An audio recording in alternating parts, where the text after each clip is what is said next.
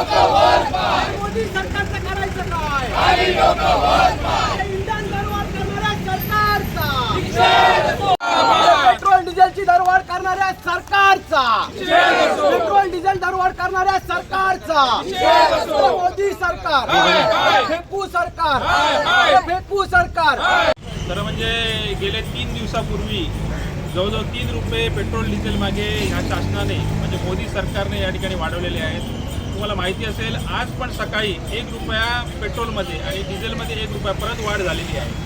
अशा पद्धतीने हे सरकार सर्वसामान्यांवरती बोजा आणत आहे. जवळजवळ 4 रुपयाची वाढ आतापर्यंत या सरकारने केलेली आहे. आमचा जेव्हा वैभवी मोर्चा होता तेव्हा आम्ही कालच सांगितलं होतं की हे सरकार अशा पद्धतीने सर्वसामान्यांना हैराण करेल की एकदा पेट्रोल डिझेल द्या पण आमचं दर वाढवलं तरी चालेल पण पेट्रोल डिझेल आम्हाला द्या, अशा पद्धतीचं भूमिका या सरकारची आहे. त्यामुळे त्याच पद्धतीने हे सरकार गेली 2-3 दिवसानंतर 1-1 रुपये वाढवतील किंवा 2 रुपये वाढवतील अशा पद्धतीने जवळजवळ 20-30 रुपये या सरकार या पेट्रोल डिझेलमध्ये वाढवणार आहे. त्यामुळे ते शॉर्टेज जे टंचाई करतायत, पेट्रोल डिझेलची जी टंचाई झालेली आहे ती त्याच्यासाठीच करतायत. एक तर सर्वसामान्यांना झोळ बसली पाहिजे आणि सर्वसामान्य एक वेळ म्हटलं पाहिजे की आम्हाला महागाई वाढली तरी चालेल, पेट्रोल डिझेल दिला आम्हाला महागाई वाढली तरी चालेल, त्याचे दर वाढवले तरी चालतील, पण आम्हाला एकदा पेट्रोल डिझेल द्या, अशा भूमिकेवरती सर्वसामान्य गेला पाहिजे. अशासाठी हे शॉर्टेज करत आहेत. तुम्ही बघितलं असाल सिंधुदुर्ग जिल्ह्यामध्ये सुद्धा खूप शॉर्टेज आहे. प्रशासन सांगतं आहे की आमच्याकडे शॉर्टेज नाही, पण शॉर्टेज हे खरं म्हणजे आहे, टंचाई खरं म्हणजे आहे. तुम्ही एखाद्या पेट्रोल पंपावर गेलात तर तुम्हाला 1000 रुपयाचं पेट्रोल, 1000 रुपयाचं डिझेल अशा पद्धतीने दिलं जातं. त्याच पद्धतीने ते देत आहेत. त्यांचे नियम आखलेले आहेत. प्लॅन्टवरनं पेट्रोल पंपाला किंवा डिझेलला किंवा गॅसला सुद्धा ते सप्लाय देत नाही आहेत. ही वस्तुस्थिती आहे. ही कशाला शॉर्टेज करतायत तर सर्वसामान्यांना हा फटका बसला पाहिजे आणि सर्वसामान्य एकदा कंटाळून म्हटलं पाहिजे की तुम्ही दरवाढ करा पण आम्हाला पेट्रोल डिझेल गॅस हे सगळं द्या. आणि अशा पद्धतीने चालू आहे. तुम्ही बघितलं असेल पूर्ण महाराष्ट्रामध्ये नौटंकी सुरू आहे. जशी तुमच्या पालकमंत्री असतील, नितेश राणे असतील, यांचीसुद्धा नौटंकी या EV गाड्या वापरून सुरू आहे. आपले तापे कमी करण्याचा प्रयत्न ते करतायत. तापे खरोखर कमी झाले आहेत काय? त्यांनी ऑनलाईन बैठका सुरू झाल्या आहेत काय? आतापर्यंत बघितलं असाल तुम्ही त्यांच्या पाठीमागे किती हजारो गाड्या असतात, गाड्याचं अधिकाऱ्यांच्या गाड्या असतात. परत त्यांनी जी EV गाडी जी घेतली आहे त्याची किंमत किती आहे? त्याची जवळजवळ किंमत 25-30 लाख रुपये. हा बोजा कोणावर येणार आहे? शासनावर येणार आहे. शासनावरनं हा बोजा सर्वसामान्यांवरती येणार आहे. त्यामुळे ही जी नौटंकी करताय तुम्ही ते बंद करा.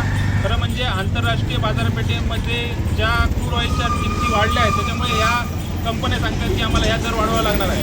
पण ज्यावेळी आंतरराष्ट्रीय बाजारपेठेमध्ये क्रूड ऑइलच्या किमती कमी होत्या त्यावेळी तुम्ही पेट्रोल डिझेलची किंमत कमी केली होती का?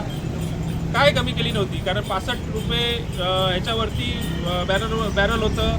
आज ते 110 रुपयावर गेलं आहे. पण आता 110 रुपये गेलं म्हणून तुम्ही किमती वाढवताय. पण ज्या दिवशी तुमचं हेच बॅरल कमी होतं क्रूड ऑइलचं त्यावेळी मात्र तुम्ही किमती कमी केल्या नाहीत.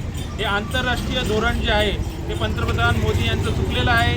तुम्ही इराणशी आणि पंगा घेतलेला आहे. त्याच्यामुळे ह्या डिझेलच्या आणि पेट्रोलच्या किमती वाढवण्याचं पाप तुम्ही या सर्वसामान्यांच्या डोक्यावर मारताय. देशभक्ती म्हणून तुम्ही फक्त पेट्रोल डिझेलची महागाई वाढवलेली आहे. हा सर्वसामान्यांना फटका बसलेला आहे. यांचं पूर्णपणे धोरण जे आहे ते आंतरराष्ट्रीय चुकलेलं आहे. ज्या दिवशी मनमोहन सिंगचं सरकार होतं त्यावेळी मात्र पेट्रोल डिझेलच्या किमती किती होत्या हे तुम्ही बघितलेलं असाल. 55 रुपये 60 रुपयापर्यंत ह्या किमती होत्या. पण आज त्याच किमती जवळजवळ 100 रुपये पार केलेल्या आहात.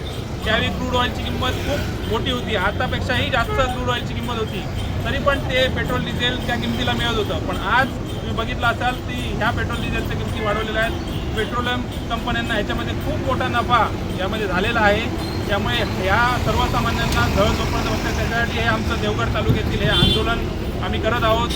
ह्या ज्या किमती वाढणार आहेत त्याचा महागाईवरती फरक पडणार आहे.